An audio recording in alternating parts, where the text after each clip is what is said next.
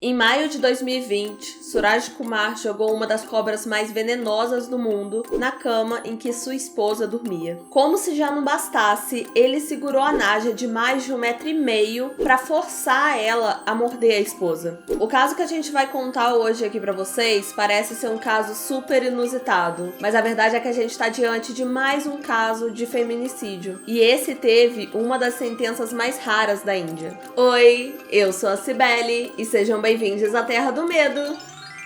Antes da gente ir pra esse caso, confere aqui embaixo se você já tá inscrito nesse canal e aproveita para já deixar aquele like. Dá uma olhadinha também nos nossos programas de apoio. A gente tem o Apoia-se, o Seja Membro, que é aqui no YouTube, e a gente também tem o nosso Pix, que é cibelenaterradomedo@gmail.com. Vamos então entender o que rolou com esse caso? A Utra, de 25 anos de idade, e o Suraj, de 28, eles se casaram em março de 2018. E tudo estava indo muito bem. No ano seguinte, eles tiveram um filhinho. E esse filhinho se chamava Dhruv. Mas foi mais ou menos nesse período que o Suraj começou a pensar na possibilidade de tirar a vida da esposa dele. Eles moravam no distrito de Kula, em Kerala, que fica no sul da Índia. E quando eles se casaram, a Utra e o Suraj recebeu um dote enorme da família da Utra. Ele recebeu 768 gramas de ouro, um sedã Suzuki e 400 mil rúpias, que equivale ali a 29 mil reais, mais ou menos. Mas não é só isso. Ele ainda ia receber por mês, ele estava recebendo por mês 8 mil rúpias da família da Utra, que equivale ali a 585 reais. Então, ele já ganhou bastante dinheiro no ato do casamento, casou, ganhou, e ainda tinha essa mensalidade que ele recebia durante todo o matrimônio, o tempo que eles estavam juntos. Aí você pensa assim, nossa, quanto dinheiro, né?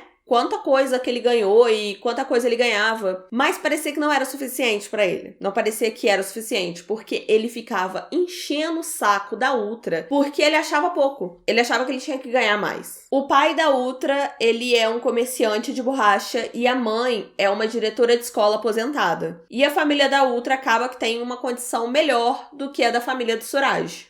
O pai dele é motorista de auto Kirisha, que eu não sei se é assim que pronuncia, mas é um carrinho, gente, que eu descobri por causa desse caso que existe. É um carrinho como se fosse um carrinho, porém de 3 rodas. E a mãe do Suraj é dona de casa. Mesmo o Suraj trabalhando como cobrador de dívidas de um banco, ele tava achando que... não, ele tinha que receber mais dinheiro da família da Utra, tava muito pouco dinheiro. Então ele teve a brilhante ideia de tirar a vida dela para ele conseguir ficar com dinheiro e se casar com outra mulher. Só que ele queria fazer isso de uma forma que não incriminasse ele. O plano dele era tirar a vida da Utra de uma forma que não causasse suspeita, e a ideia que ele teve foi ela falecer de mordida de cobra, de veneno de cobra. Quando eu soube desse caso, eu achei, nossa, mas aí, beleza, é um caso muito triste, mas ao mesmo tempo eu fiquei pensando, por que ele escolheu essa forma de tirar a vida de uma pessoa? Não é uma coisa muito fora do normal? Não, porque ele pensou nisso justamente porque, gente, lá na Índia, parece que não é uma coisa muito incomum as pessoas morrerem de cobra. Então, não seria incomum ela morrer envenenada de veneno de cobra. Milhares de pessoas morrem de picadas de cobras na Índia todos os anos. E vou te falar que no primeiro momento o plano dele deu certo. Até que em certo momento os pais dela decidiram denunciar ele, falando que o real motivo da morte da Utra era o dinheiro. Mas aí fica a pergunta: como que esse homem conseguiu pegar uma cobra, transportar essa cobra sem que ele mesmo fosse picado? E antes da gente adentrar mais nesse caso, eu acho importante a gente citar aqui que o comércio de cobras é ilegal lá na Índia. Então, o Suraj, ele acabou comprando essa cobra de uma maneira ilegal, através de um apanhador de cobras, uma pessoa que trabalhava justamente com isso, pegando cobras. E essa pessoa era o Suresh Kumar. Isso foi lá em abril de 2020. Ele pegou 7 mil rúpias, que aqui na nossa moeda ficaria ali em torno de 508 reais, e ele conseguiu comprar uma Naja indiana.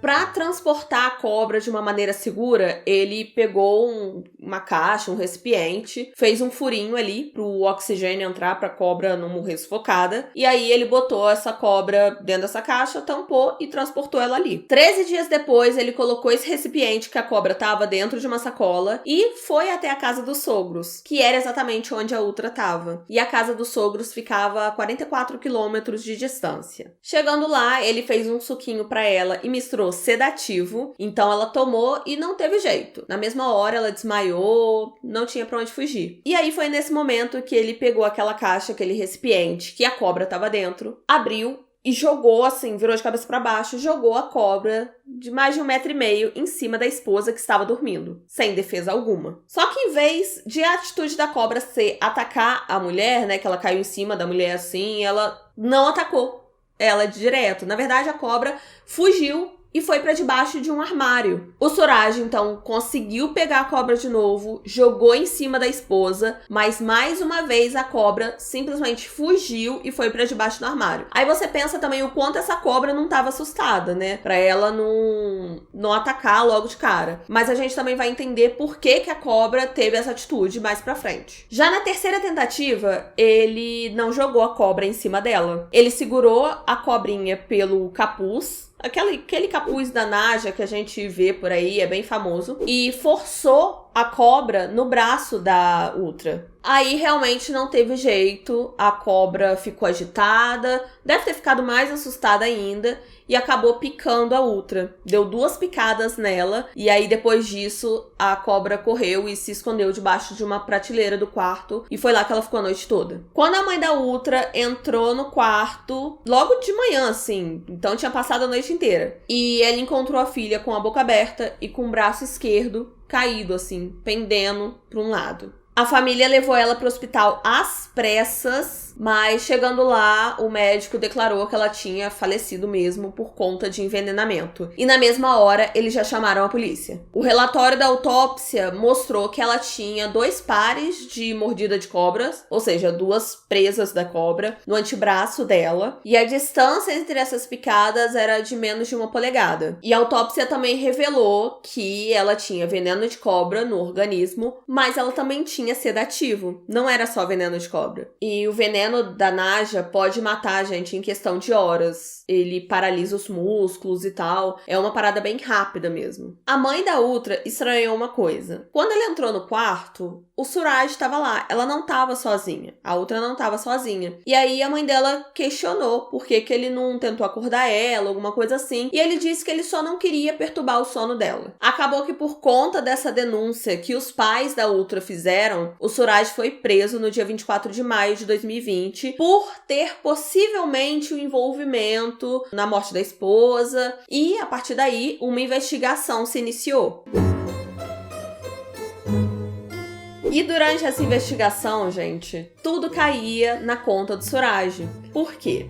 Foi investigado ali o histórico de chamadas dele, foi investigado o histórico de pesquisa dele na internet, então os investigadores acabaram vendo que ele pesquisava muito sobre cobras. E no YouTube, vários vídeos sobre cobras o tempo inteiro. Inclusive, tinham muitos vídeos de um canal específico que ele assistia, que era de um domador de cobras ali, da região mesmo. Além disso, a Naja foi encontrada, já morta, no jardim dos fundos da casa dos pais da Ultra. Além disso, também encontraram um estoque de sedativos no carro. Ou seja, suspeito. Não tá bom pro lado do Suraj. Um especialista em répteis chegou a falar que seria quase impossível uma Naja entrar pela janela daquele quarto. Foi então que os investigadores tiveram a ideia de recriar a cena do crime. E para isso, eles contaram com um domador de cobras, um cara que era específico lá, que sabia cuidar de cobras, uma cobra de verdade, uma Naja, e para representar a vítima colocaram um manequim deitado na cama. E o que os investigadores perceberam? As Najas não são muito ativas à noite. Então, quando jogavam ela em cima do manequim pra testar qual seria a atitude dela, a primeira coisa que a Nadia fazia era ir pro canto mais escuro do quarto, sair de perto. E mesmo quando provocavam a cobra, quando atiçavam ela de alguma forma, a cobra simplesmente não picava, não tentava picar ninguém. Claro, a cobra ficava agitada, mas não picava. A única forma que a cobra picou alguma coisa, que no caso foi um frango que tava no braço do manequim, ela só picou quando realmente seguraram na parte da abinha dela, assim, daquele troço dela, e forçaram ela a picar. E eles colocaram esse frango no braço do manequim justamente pra testar mesmo como seria a mordida da Naja, pra comparar com a mordida que estava ali no braço da Ultra, pra ver se tem alguma semelhança. Daí, comparando, eles perceberam que é o seguinte: quando uma cobra te pica espontaneamente, quando acontece alguma coisa, ela se sente ameaçada, enfim, ela te pica, as marcas geralmente se espalham por 1,7, 1,8 centímetros. Mas no caso da Ultra, as mordidas tinham de 2,3 a 2,8 centímetros, ou seja, muito maior. E segundo os especialistas que estavam analisando ali o caso todo e tal, com muito cuidado, perceberam que isso indicava que realmente a cobra foi forçada a picar. Não foi uma coisa que ela se sentiu ameaçada, alguma coisa, vou picar aqui pra me defender. Não, alguém realmente forçou a cobra a fazer isso. Foi aí que chegaram à conclusão que o Suraj tinha realmente segurado no capuz da cobra para forçar ela a morder a Ultra. A investigação, inclusive, revelou que o Suraj, depois de tudo, depois dele ter agido, ele lavou o copo de suco, ele destruiu o galho que ele estava usando ali para manipular a cobra, ele apagou o registro de chamadas dele do celular. Ou seja, tava na cara que tava apagando provas mesmo, apagando as evidências. Foi realizada também uma autópsia na cobra, que lembra que eu falei que encontraram no jardim dos fundos da casa? Então, levaram essa cobra para fazer uma autópsia e eles viram que, tadinha, ela tinha ficado vários dias sem comer. Ou seja, provavelmente para fazer com que a cobra ficasse mais faminta, mais nervosa e com isso ela atacasse, fosse mais certo dela atacar. Além disso, as evidências mostraram que, na verdade, Suraj comprou não só uma cobra, mas duas. Os investigadores descobriram que essa não foi a primeira vez que o Suraj tentou tirar a vida da Ultra. Na verdade, foi a terceira vez. O apanhador de cobras, ele confessou que tinha vendido 2 cobras para o Suraj. Primeiro, ele comprou uma cobra que é conhecida como víbora de Russell. E era exatamente por conta da picada dessa cobra que a Ultra não estava em casa. Ela estava na casa dos pais dela, sob o cuidado dos pais dela. O Suraj conheceu esse cara que vendia cobras lá em fevereiro de 2020. E ele comprou a víbora por 10 mil rúpias, que seria ali por volta de R$700 na nossa moeda. Essa serpente, que tem cor de terra, ela é bastante venenosa. Ela é muito venenosa. E ela é uma das cobras responsáveis por várias mortes que acontecem na Índia por conta de picada de cobra. Ela tinha mordido a perna da Ultra enquanto ela estava em casa. O Suraj levou essa cobra para casa, ele levou num recipiente plástico e escondeu ela debaixo de uma pilha de lenha no galpão. No dia 27 de fevereiro, o Suraj ele soltou a cobra no primeiro andar da casa deles e aí ele pediu pra Ultra pegar o celular dele e levar lá no segundo andar pra ele. Só que no momento em que ela tava fazendo esse trajeto, ela viu a cobra enroladinha ali em cima do mármore. E aí ela ficou desesperada, entrou em desespero, começou a gritar a ele, falou que tinha uma cobra, e aí ele, pra não dar pinta, pegou a cobra com um galho assim, como se ele fosse jogar a cobra fora, como se fosse matar a cobra, mas na verdade ele deu um migué ali e guardou a cobra novamente. Passou-se alguns dias, no dia 2 de março de 2020, ele tentou novamente. Dessa vez, ele misturou sedativo na sobremesa da Ultra, e aí ele soltou a cobra no quarto em que ela estava dormindo, no quarto do casal, mas a Ultra estava dormindo, né, porque ela estava sedada, e alguns minutos depois, a Ultra acabou acordando, gritando de dor, e aí, realmente, dessa vez, a cobra tinha mordido a perna direita dela. Ela foi levada às pressas pro hospital, mas aí tava difícil também de encontrar um hospital que oferecesse um atendimento eficaz e rápido específico pro que ela tava sofrendo, né? A picada de cobra. E tava passando tempo, ela já tava sofrendo com a perna inchada, hemorragia. Foi uma situação complicada mesmo, assim. Ela teve que passar 50 dias internada e aí o Suraj ficou em casa com o filho deles, né? Com o filho do casal. Enquanto a Ultra tava lá tentando se recuperar da picada de cobra, o Suraj já tava pensando em como ele ia conseguir tirar a vida dela, porque ele não tinha conseguido ainda. Ela tava se recuperando. Tava difícil, tava passando por dificuldades, mas merda, ela tá se recuperando ainda. Aí o que ele fez nesse meio tempo? Começou a pesquisar lá coisas de cobras, como faz, veneno mais poderoso, coisa e tal. E aí ele entrou em contato com um cara que ele comprou a cobra. Ele pediu pra esse cara entrar em contato com ele quando ele conseguisse capturar outra cobra venenosa. Esse cara não cansa de ser um merda e ele falava com os amigos dele que a esposa dele tinha a maldição da serpente na vida dela e que ele sonhava que ela ia acabar morrendo de picada de cobra alguma hora. Depois de fazer 3 cirurgias de transplante de pele para poder tratar a perna dela, a Ultra recebeu alta do hospital e aí ela, em vez de ir pra casa dela, ela foi pra casa dos pais para poder ter ali os cuidados necessários. E passado um tempo, foi lá que aconteceu a tragédia. Depois de 78 dias de investigação, uma investigação que eu achei muito bem feita, assim. Eu não acompanho muitos casos da Índia, mas eu achei esse caso muito bem apurado, né? Porque eles refizeram a cena do crime, eles viram lá tudo que ele pesquisava e foram ligando os pontos e acabou que durante o julgamento foram mais de 1000 páginas de acusações. O promotor do caso até disse o seguinte: esse é um marco nas investigações policiais na Índia, em que os promotores puderam provar de forma decisiva que um animal foi acusado como arma de um homicídio. O Suraj recebeu uma pena bem rara lá na Índia, que é uma condenação de dupla prisão perpétua. Inclusive, quando o juiz falou qual seria a pena dele, ele continuou não mostrando remorso nenhum. Daí as condenações dele funcionarão da seguinte maneira: os primeiros 10 anos que ele vai ficar preso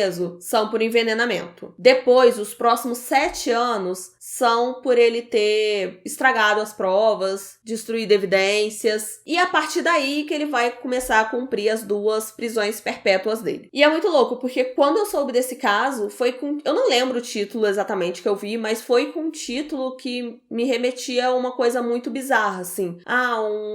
Uma cobra foi usada como arma do crime. Mas quando a gente se aprofunda nesse caso, aí a gente vê que não é tão inusitado assim ele ter usado uma cobra. Pode parecer estranho pra gente, porque isso não acontece com frequência aqui. Mas na situação dele, ele usou mesmo pra mascarar, pra ele conseguir se safar ali, imune, viver a vida dele, seguir a vida dele com outra mulher, enfim. Mas ainda bem que ele foi pego e é uma tristeza que mais uma mulher tenha morrido na mão de um cara e a gente vê que feminicídio é um problema muito grande ainda nos dias de hoje, não só aqui no Brasil, como no mundo inteiro. E é muito importante a gente trazer esse caso como feminicídio mesmo, porque senão ele passa a ser um caso diferentão, assim. Que nem a gente traz alguns casos diferentões aqui. Por exemplo, o caso dos irmãos Collier. É um caso completamente diferente, de 2 irmãos acumuladores. Esses casos são realmente muito bizarros. Ah, nossa, que coisa louca. Mas quando se trata de um caso específico como o de hoje, é importante a gente trazer como uma coisa diferente